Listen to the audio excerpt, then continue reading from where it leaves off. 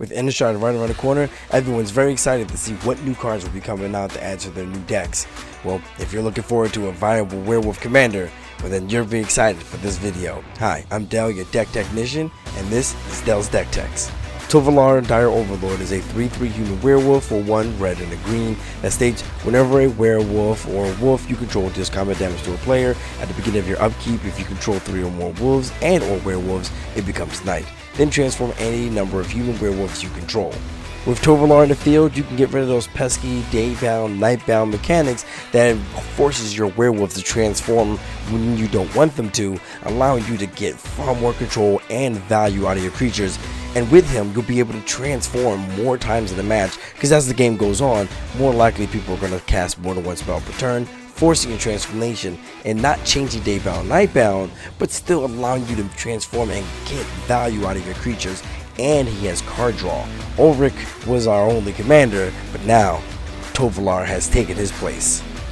Tovolar the Midnight Scourge is the other side of Tovolar, and this card is nuts. It gains the ability to pay X, red, and a green for target wolf or werewolf you control gets plus X plus 0 and gains trample to the end of the turn, which is exactly like Keswick Wolf Run. Instead of target creature, it's target wolf or werewolf. And that's perfect for us because our deck is a tribal wolf werewolf deck anyway. We're going to get absolute value out of this all of the time. I love this guy. As with running any tribal deck, you're going to want to run lords, and more lords. And the first lords that come to my mind with running a Tovolar deck, what comes to mind is the Mayor of Averbruck, Breakneck Rider, and Instigator Gang. Mayor of Everlug gives all other creatures you control a +1/+1. Breakneck Rider doesn't do anything, and the Instigator Gang gives all attacking creatures +1/+0. The human sides to most of these cards going forward, as you see, are pretty much useless or lackluster at best. It's when they transform that they become something truly monstrous. The Mayor Everbruck becomes a Howl Pack Alpha, giving all other werewolf and wolf creatures you control +1/+1, and at the beginning of your end step, putting a 2/2 green wolf token into play.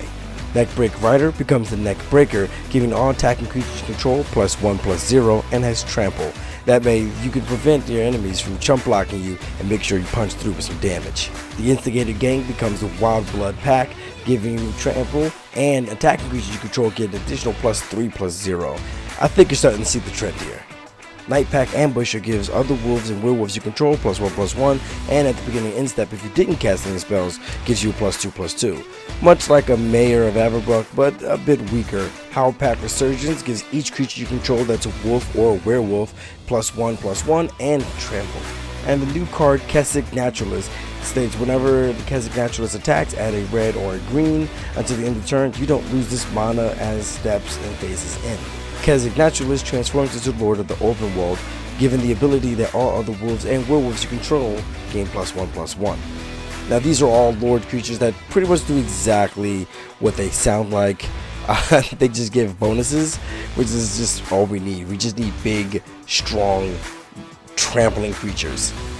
Emerald Wolf, it gives all other wolf and werewolf creatures you control +1/+1, and additionally, non-human werewolves you control can't transform, allowing them to stay werewolves essentially as long as Emerald Wolf's on the field, which is great. Though we like the idea of switching back and forth, because there are a few cards that benefit whenever we change, but honestly, just staying werewolf is just really all we need at this point. Additionally, we have Full Moon's Rise. Werewolf creatures you control get +1/+0 and have trample, and we may sacrifice it to regenerate all of our werewolves. Sorry, doesn't keep our wolves safe, but our werewolves are significantly stronger than our wolves. Moon Mist will transform all humans and prevent all combat damage that will be dealt this turn by creatures other than werewolves and wolves. This is probably not the best protection card, but if our commanders have a hard time transforming or you don't have enough to trigger our ability, this will force our hand anyway and allow us to swing in for a turn, not really worrying about retaliation. Now though werewolves don't have many creatures in the game, we have a lot of lords that are giving +1/+1 to our werewolves and our wolves. But wolves, however, have been around for quite some time, so we've got a lot of options here. Though the first thought that comes to my mind is more of a wolf token generator, and so I went to go to Arlen Cord with her 0 ability, put a 2/2 green wolf token onto the battlefield, and then transform her into the Arlen Embraced by the Moon. I honestly like this one, also because the -6 ability allows us to get an emblem that our creatures all permanently have haste, and tap and deals damage equal to its power, equal to target creature or player, allowing us to get some revenge hate if they were going to be destroyed, or using the opponent's instaps to just do damage directly to the face. We also have Master of the Wild Hunt. At the beginning of your upkeep, create a 2/2 green wolf creature token with the ability to tap and then tap all untapped wolf creatures you control. Each wolf tapped this way deals damage equal to its power to target creature. That creature deals damage equal to its power divided as its controller chooses amongst any number of those wolves, which can be really bad if a creature has Death Touch, allowing them to do 1 to each of them and wipe out a bunch, but you would have taken out a threat at that point. We also have Cult of the Waxing Moon. Whenever a permanent you control transforms into a non-human, put a 2/2 green wolf creature token onto the battlefield, which, as our commander states, we'll be doing that very frequently. Howl of the Night Pack is a sorcery that gives us 2/2 green wolf token for each forest we control on our battlefield, which is pretty easy to do considering there are enchantments that allow us to have our lands be considered forests in addition to the other types, giving us way more wolves than we normally would have gotten otherwise. Huntmaster of the Fell creates us green wolf tokens as well as gaining us 2 life whenever he enters the battlefield or even transforms, which again synergizes great with our commander. Not to mention when he transforms into the Ravager of the Fells, he'll do 2 damage to the target opponent and one of their creatures. Silver Fur Partisan is going to give us a 2/2 green wolf token whenever one of our wolves or our werewolves become targeted of an instant or a sorcery, which is just going to help us. I'm pretty sure we're going to get Path of Exiled and all of that very frequently. And Masterwork Nexus kinda technically gives us the wolves. It makes all of our creatures in our graveyards, exiled, and hands every creature type, so they're wolves and werewolves and humans. But additionally, we can pay 3 mana, tap it to summon a 2/2 blue shapeshifter with changeling, so technically we're summoning wolves. Technically. For some extra support to go to this deck, I'd like to add in the Hermit of the Natternose, which states whenever an opponent casts a spell during your turn, you get to draw a card, the Afflicted Deserter, which doesn't have an ability on its human side, and the Duskwatch Recruiter that has paid 2 and a green. Look at the top 3 cards of your library. You may reveal a creature card from among them and put them in your hand. Put the rest of the cards in the bottom of your library in any order. Since the Duskwatch Recruiter doesn't tap to activate its ability, being green, we're going to have a lot of mana to spend, especially on later turns when we have nothing but monsters swinging anyway. You can use that mana as many times as needed to siphon through your deck to grab the one creature you're looking for. Now on the flip side of these cards, we get the Lone Wolf of the Natternose, which states whenever an opponent casts a spell during a turn, draw 2 cards. The Werewolf Ransacker, whenever this creature transforms into a Werewolf Ransacker, you may destroy target artifact. If the artifact is put into the graveyard this way, Werewolf Ransacker deals 3 damage to the artifact's controller. Great way to get rid of many mana rocks, including soul rings and any pesky artifacts in the field that typically just becomes a nuisance throughout the game. And we get the Krayland Horde Howler that reduces the spells of all creatures by 1, and that's pretty self-explanatory. More monsters in the field, just faster. I don't have to say anything else. We have the Gyre Reach Bandit, which is a 3/2 haste, and we can't forget our previous commander, Ulrich of the Krayland Horde. Whenever this creature enters the battlefield or transforms into Ulrich of the Krayland Horde, the target creature gets +4/+4 until the end of turn. Once flipped, they become the Vilden Pact Alpha, which states whenever a werewolf enters the battlefield under your control, you may transform it, and Ulrich Uncontested Alpha. Whenever this creature transforms into Ulrich Uncontested Alpha, you may have it fight target non-werewolf creature you don't control. So with these, we have the ability to transform our humans into werewolves the moment they enter the battlefield, and with Ulrich turning into a werewolf and turning back into humans, he can give buffs or start just straight fighting other creatures on the field, which honestly is my favorite mechanic, just straight fighting things on the field. It's always funny to me. Very green. With Blood Mist, Berserker's Onslaught, and Rage Reflection, the werewolves are looking to get double strike all the time, every chance they can get.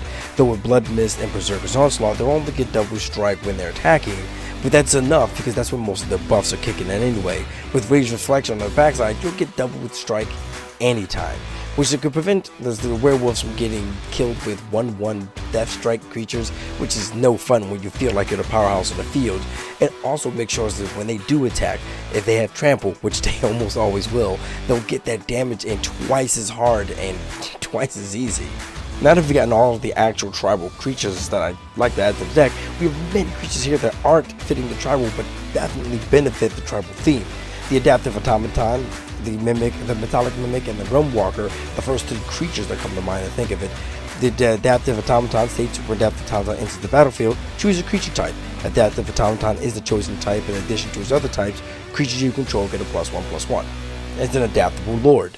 With the Metallic Mimic, same things, but instead, whenever a creature enters the battlefield under your control that shares that type, it comes in with a 1/1 counter. And the Realm Walker doesn't give any buffs, but you may look at the top of your library and cast that spell anytime it shares a creature type with that same type that you've chosen. It essentially gives you an extra card in your hand.